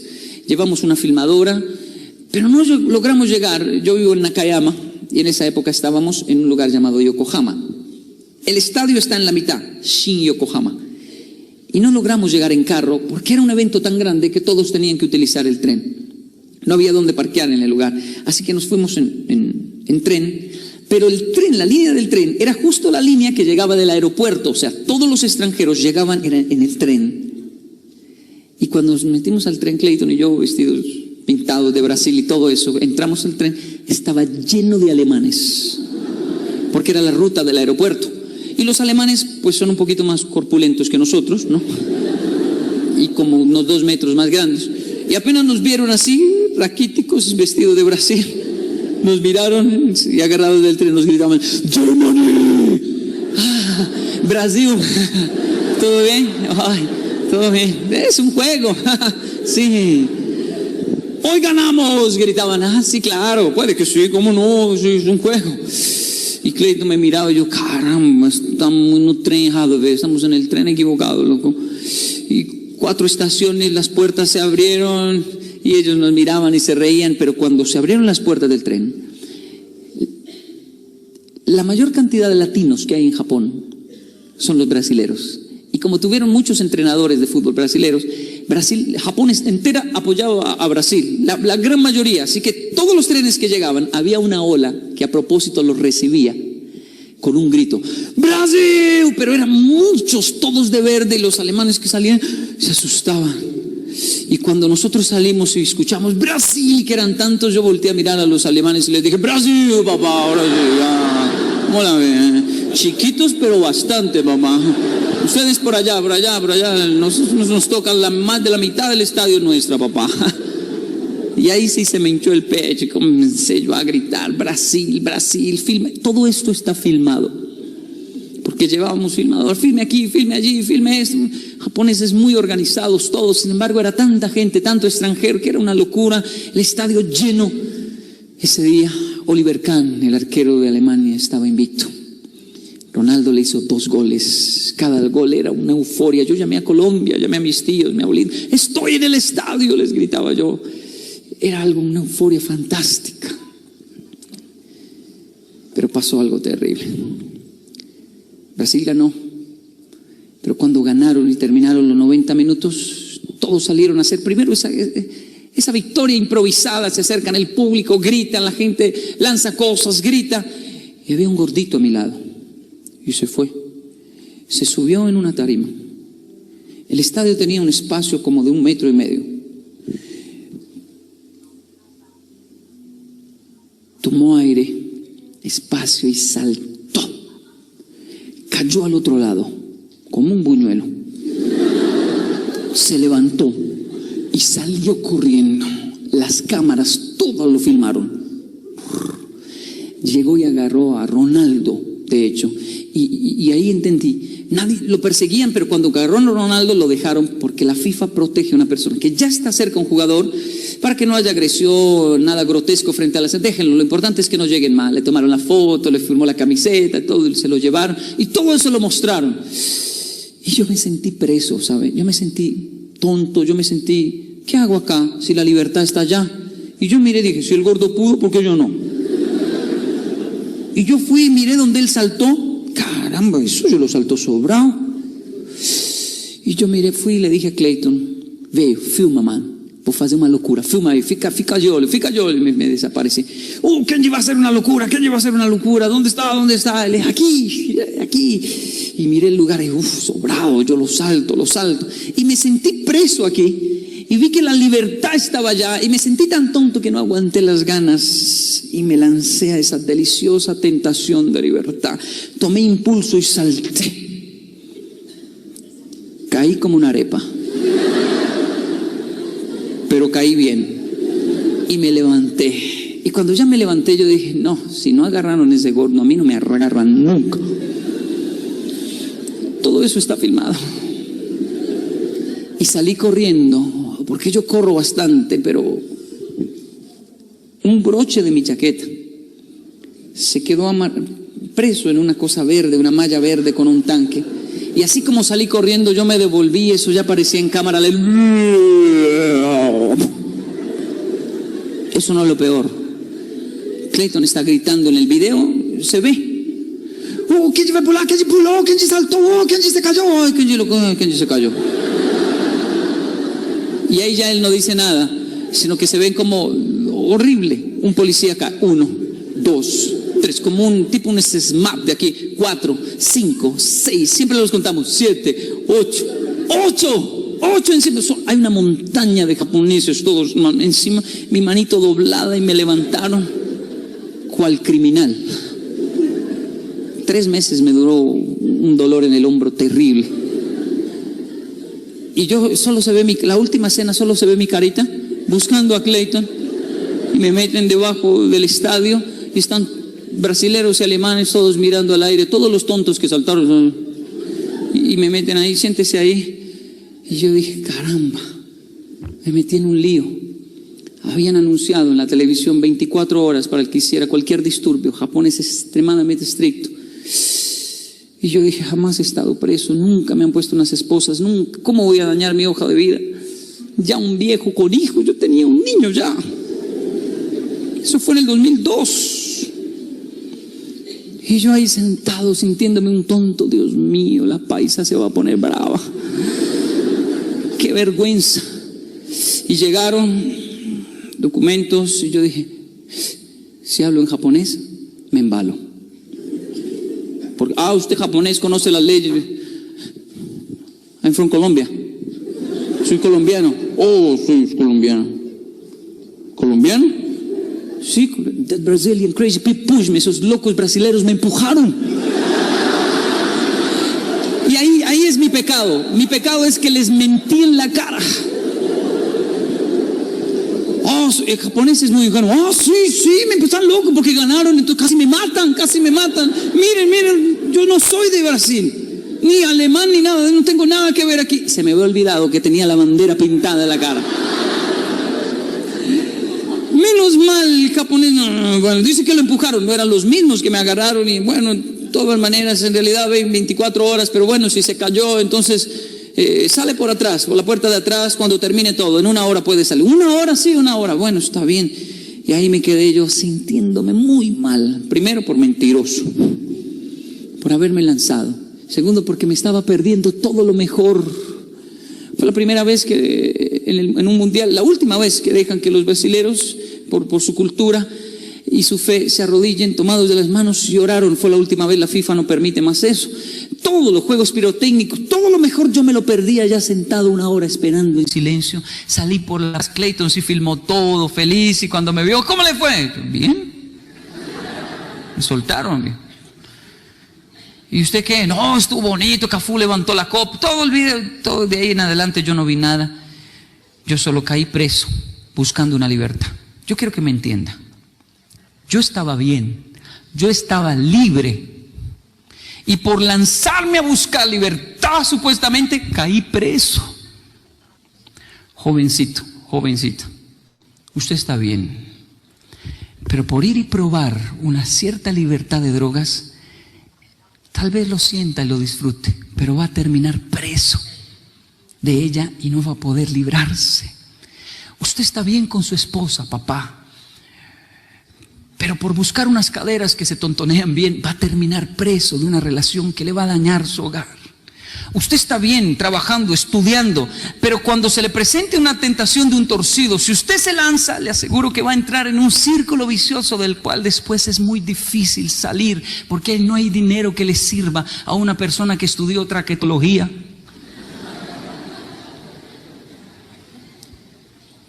Usted y yo estamos bien, hay poco, es difícil, es duro, pero no se lance, porque si usted se lanza, entonces va a perder su verdadera libertad. Soñar con libertad es entender que hay límites que no debemos cruzar para no caer presos y perder el regalo más preciado que tiene Colombia, nuestras familias. Muchas gracias.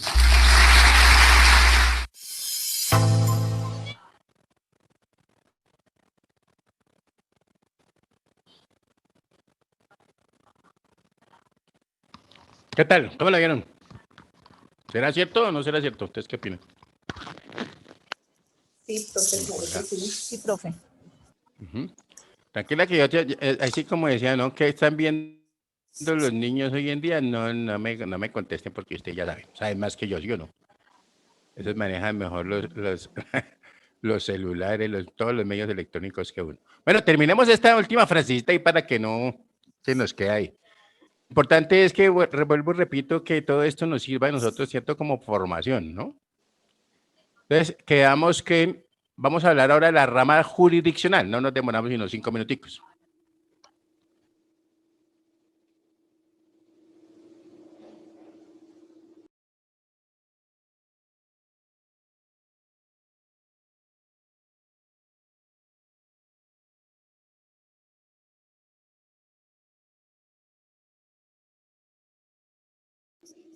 Listo, se quedó.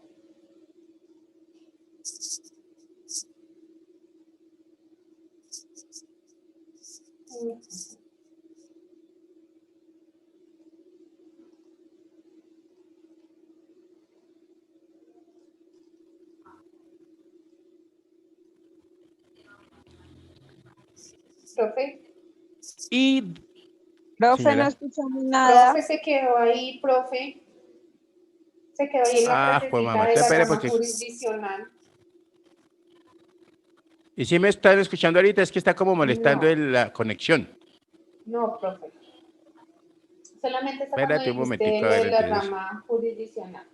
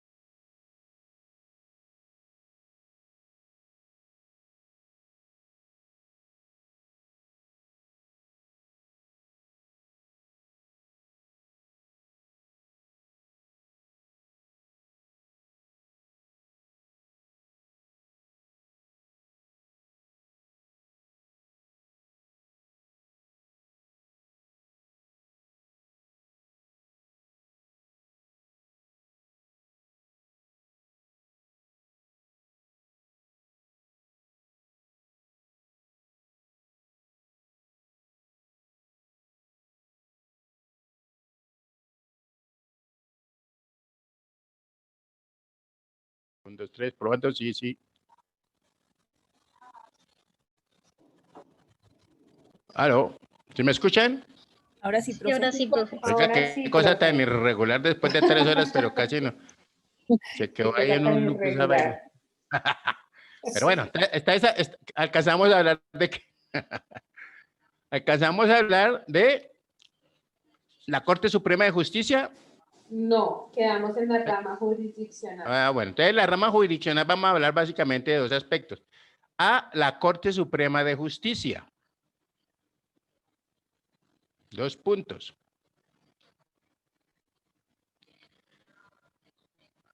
Le corresponde vigilar la constitucionalidad de las leyes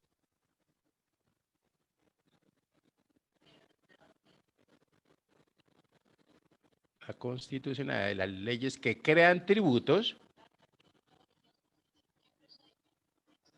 y la constitucionalidad de los decretos con fuerza de ley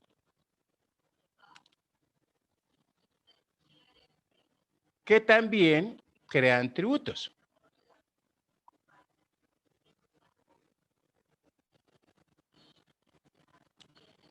¿Listo? B, Consejo de Estado.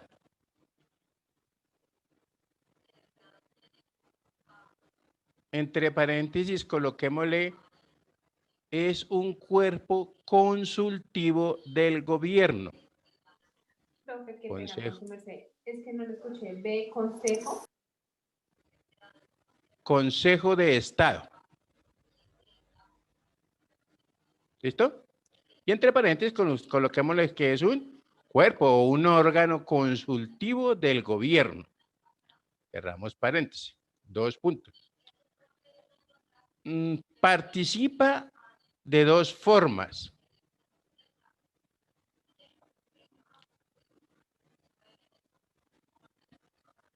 Primero, entonces colocamos vigilancia de la ley, o de la legalidad, más bien, vigilancia de la legalidad.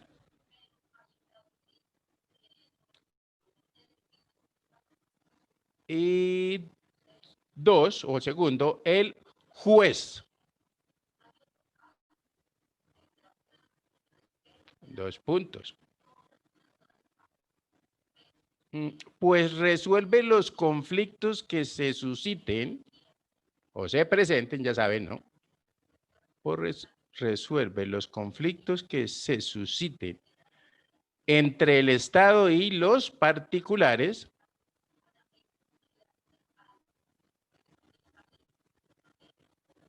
en relación con los actos administrativos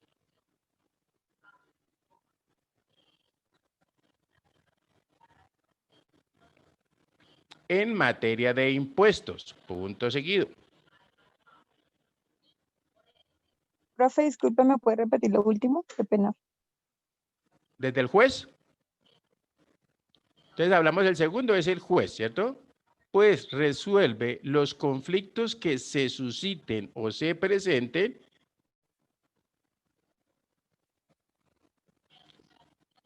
entre el Estado y los particulares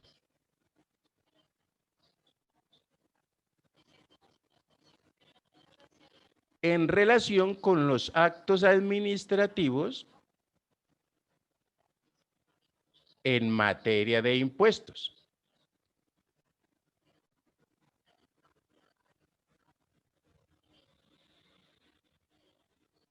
Punto seguido. En primera instancia,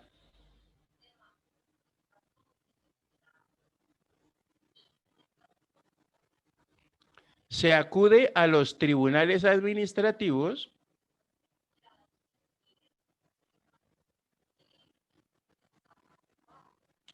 y posteriormente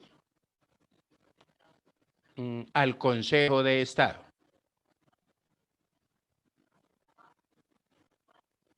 ¿Listo? Entonces, cuando nosotros estamos hablando de la Corte Suprema de Justicia, pues recuerde que básicamente es la que vela, ¿cierto? Que en realidad cuando estemos creando, cuando el gobierno o el Congreso esté creando una ley en materia de impuestos o de tributos, pues que sea constitucional, ¿cierto? Que esté consagrada en la Constitución. Por ejemplo, recuerden que decíamos que no se puede crear un tributo que conlleve a confiscar el bien, ¿correcto? Cuando estemos hablando de los principios, pues aclaramos un poquito esa parte de la confiscatoriedad, ¿cierto? Y mientras que el Consejo de Estado, ¿cierto? Que vigila, ¿cierto? Le corresponde la vigilancia de la legalidad. ¿De qué? De esas leyes y esos decretos con fuerza de ley, ¿cierto? Que estén cumpliendo con lo que es básicamente pues la ley sustantiva, ¿cierto? La ley sustancial, ¿qué es cuál? O sea, que eso que esté conformada, que se aparezcan dentro de la ley o dentro de ese decreto con fuerza de ley, ¿cierto? Que haya la ley que crea el tributo, ¿cierto? Y que tenga el hecho grabado, los sujetos, las bases, las tarifas y dónde es que va a aplicarse esa ley. Estamos hablando, es en el país, es en un municipio, en un departamento, etcétera, etcétera. Pero pues igual, como les decía más adelante, miraremos también un poquito eso, cuando hablemos de nosotros de los poderes. Entonces, dejemos de una vez el título que diga el poder de imposición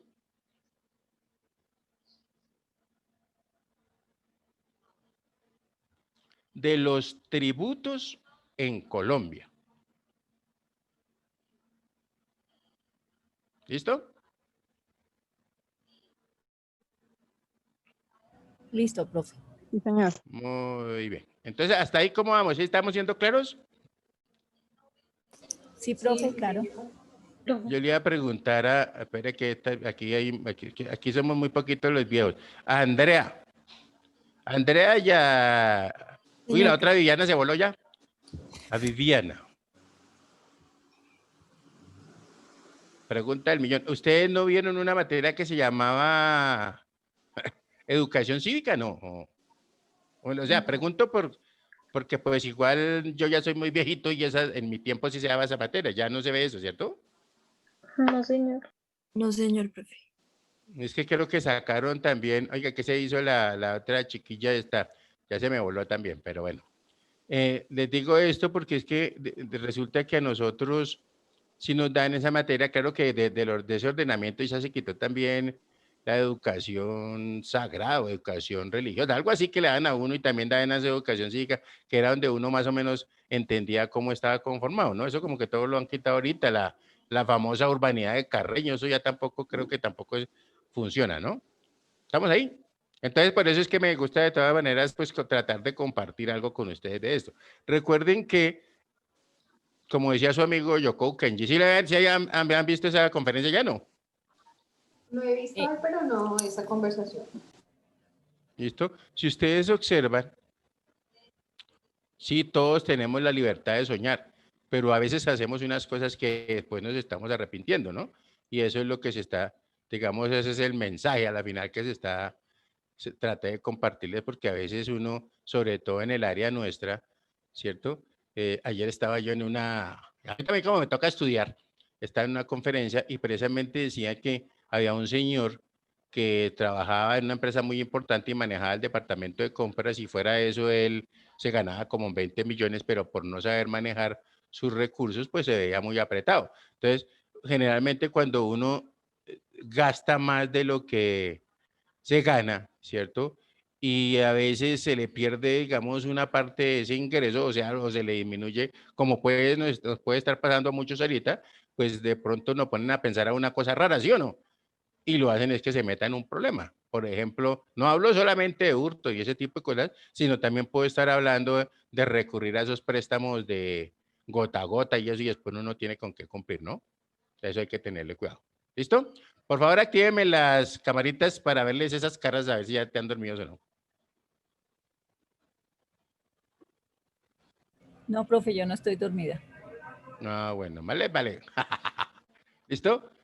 ¿Todo bien? Todo bien, profe. Eso, todo bien, muy bien. Entonces, si Dios quiere, hablamos mañana, ¿cierto? Mañana hacemos el parcial y una vez seguimos con clase, no se estresen porque ya a mí me gusta así. Un parcial ahí como no hemos visto casi nada, ¿sí o no? Eso está tirado, ese parcial. Vamos a ver qué lo voy a poner a leer a todas esas viejas ahí, que tranquila, que eso no se estresen, que ahí vamos compartiendo todo. No puedo preguntar más de lo que sí hemos visto aquí, porque pues igual tampoco se trata de eso, ¿no? ¿Estamos claros? Claro, Entonces, no sé, profe. es importante, sí, Muchas mi gracias. recomendación, hay que leer muy bien. Generalmente uno a veces se acelera y por no leer bien e interpretar las cosas. Entonces, que mi Dios me les bendiga, hablamos mañana si Dios quiere.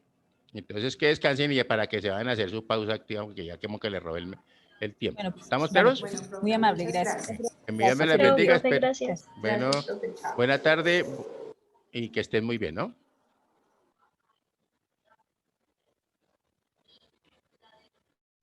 Esta cosa ahora no quiere.